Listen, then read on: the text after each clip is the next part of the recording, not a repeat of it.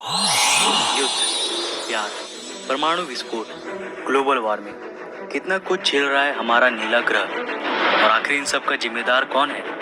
हम मनुष्य। परंतु क्या आप जानते हैं हमारे सुंदर से ग्रह को ऐसा बनने में कितना समय लगा था? वो ग्रह जो हमारे लिए सबसे मूल्यवान है, वो कितने सालों के कठिन मेहनत का फल है, क्या आप जानते हैं? आइए आज हम चलेंगे समय में पीछे और शुरुआत से जानेंगे हमारे पृथ्वी के एक चट्टान के टुकड़े से लेकर एक जीवन से समृद्ध ग्रह बनने तक के सफर को। तो आइए हम समय में पीछे चलते हैं, थोड़ा और पीछे।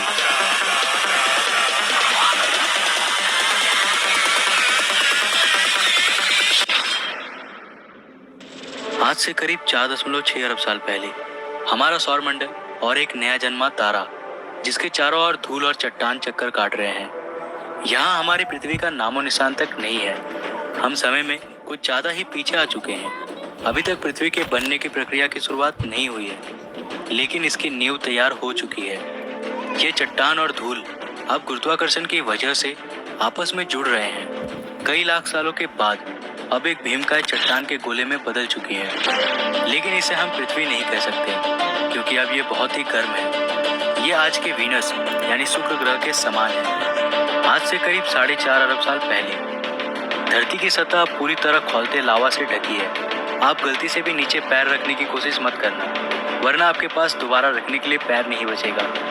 इस वक्त धरती की सतह का तापमान करीब 1200 डिग्री सेल्सियस है, यानी ये जगह फिलहाल नर्क से कम नहीं है। यहाँ ऑक्सीजन का नामो निशान तक नहीं है। धरती पे लगातार एस्टेरॉइड्स की बरसात हो रही है, जो सतह पर कई किलोमीटर लंबे खौलते लावा के नदियों का निर्माण कर रहे हैं। और ये एस्टेरॉइड्स कहीं दूर के नहीं, बल्कि धरती के पड़ोसी हैं, जो लगातार उससे टकरा रही हैं। ऊपर देखिए, यह है एक नया नवेला ग्रह थिया, जो तेजी से हमारी ओर यानी धरती की ओर बढ़ रही है, करीब 15 किलोमीटर प्रति सेकंड की रफ्तार से, यानी एक गोली की रफ्तार से 20 गुना ज्यादा तेज। हमें इसका स्वागत करना है, क्योंकि इसी की वजह से हमारे खूबसूरत चांद की रचना होगी। अब हमारी धरती चारों तरफ से अनगिनत चट्टानों के टुकड़े से घिर चुकी है। यहाँ इतने चट्टानी टुकड़े हैं कि इस वक्त हमारी धरती के पास भी शनि ग्रह के समान अपना एक रिंग बन चुका है, जो बिल्कुल शनि ग्रह के रिंग के जैसा ही 2 भागों में बटा है। पहला रिंग आज के धरती और चांद के बीच में है और दूसरा चांद के पीछे।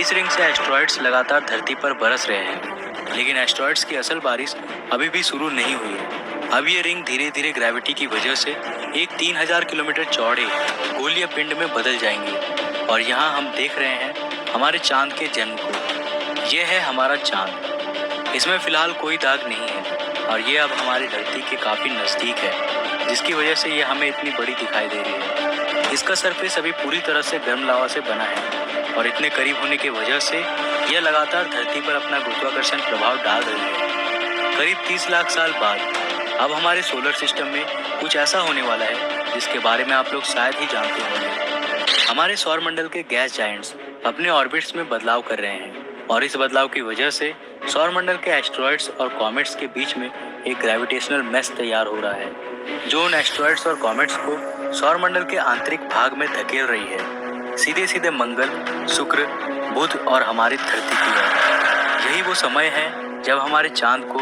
इन एस्टेरॉइड्स की वजह से उसके जाने पहचाने दाग मिलने वाले हैं। इस अवधि को कहा जाता है the late heavy bombardment. By the way, इस समय हमारा चांद भी बहुत ही गर्म था।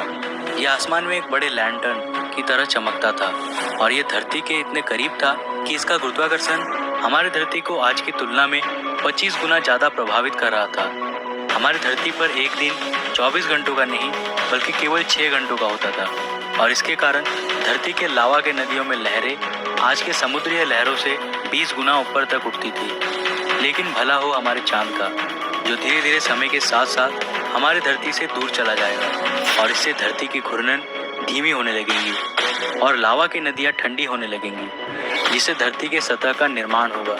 इस वक्त आसमान में ये भीमकाय चमकीला चांद ही एकमात्र चीज नहीं है जो आपका ध्यान आकर्षित करेगा, बल्कि अब आपको 2 बहुत ही चमकीले तारे भी आसमान में देखने को मिलेंगे। लेकिन वे दोनों असल में तारे नहीं हैं, ये दोनों असल में ग्रह हैं, जुपिटर और सैटर्न। सौरमंडल के आंतरिक ग्रह जैसे कि हमारी धरती, वीनस, मरकरी, मार्स, ये सब रॉकी प्लैनेट्स हैं और ये ज़्यादा समय तक पिघले हुए लावा के रूप में नहीं रह सकते थे। लेकिन वही जुपिटर और सैटर्न असल में गैस जायंट्स हैं जो कि आसानी से लंबे समय तक गर्म रह सकती है।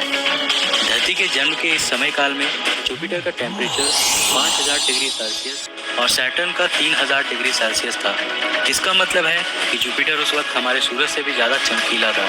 जैसा कि साइंटिस्ट कहते हैं कि तारे अपने जीवन के साथ साथ और चमकीले होते जाते हैं, तो उस समय हमारा सूरज आज से 30% कम चमकीला था। परंतु 4 अरब साल के लंबे अवधि में ये ग्रह भी धीरे धीरे ठंडी हो जाएंगे। आइए चलते हैं वापस हमारी धरती पर। धरती के वायुमंडल में फिलहाल केवल एक ही गैस है, मीथेन। आप गलती से भी इसमें सांस मत लेना, वरना कुछ मिनटों में ही आपकी मौत हो जाएगी। लेट हैवी बम्बार्डमेंट के दौरान धरती पर लगातार कॉमेट्स की भी बरसात हुई थी, जिन्होंने अपने साथ पानी का धरती में परिवहन किया। इस पानी ने धरती में समुद्रों का निर्माण किया। धरती अब चारों तरफ से समुद्र से घिरी हुई थी, लेकिन यहाँ ना तो पैर रखने के लिए जमीन था और ना ही सांस लेने के लिए ऑक्सीजन। हमारी धरती अभी कुछ हद तक पृथ्वी कहने लायक बन चुकी है, लेकिन अभी भी इसमें जीवन का बीज नहीं पनपा है। आखिर इसके बाद क्या हुआ था और धरती पर जीवन की शुरुआत कैसे हुई थी? इस पूरे कहानी को